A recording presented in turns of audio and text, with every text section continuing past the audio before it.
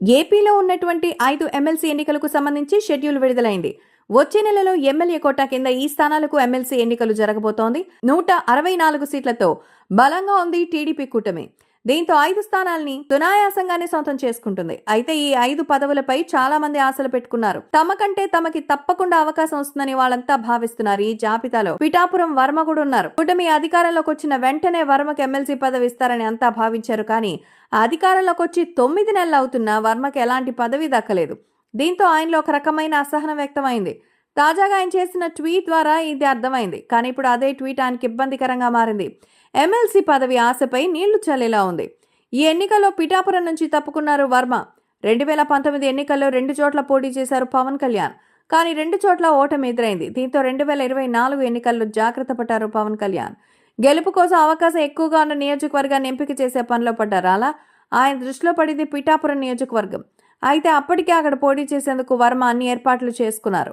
పవన్ కళ్యాణ్ ఎంట్రీతో మనస్తాపానికి గురయ్యారైతే చంద్రబాబు పిలిచి మాట్లాడేసరికి మెత్తబడ్డారు. పోటీ నుంచి తప్పుకొని పవన్ కళ్యాణ్ గెలుపు కోసం కృషి చేశారు.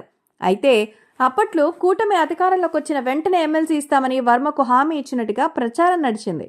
అయితే ఎమ్మెల్సీలు ఖాళీ అయినా వర్మ పేరు పరిగణలోకి తీసుకోవడం లేదు. ఇటువంటి తరుణంలో ఆయనలో ఒక రకమైన అసహనం పెరిగింది. అందుకే తన మనసులో ఉన్న బాధను వ్యక్తం చేస్తూ ఆయన ఒక ట్వీట్ చేసినట్టు సోషల్ మీడియాలో ఒక పోస్ట్ వైరల్ అయింది. పవన్ కళ్యాణ్ గెలుపు ఆయన విజయం కాదన్నట్టు అర్థం వచ్చేలా ఆ పోస్ట్ ఉంది. అందులో వర్మ ఎన్నికల ప్రచారం చేసిన వీడియోస్ ఉన్నాయి. అందులో కూడా ఎక్కడ పవన్ కనిపించడం లేదు. అయితే అక్కడికి కొద్దిగా గంటలకి ఆ పోస్ట్ డిలీట్ చేశారు. అతనికి తెలియకుండా తన సోషల్ మీడియా అకౌంట్ని నిర్వహించే ప్రతినిధులు చేశారని చెప్పుకొచ్చారు వర్మ. అంతటి వివాదాస్పదమైన పోస్ట్ని ఆయన అనుమతి లేకుండా ఎవరు చేయరు అన్న అనుమానం అయితే ఉంది.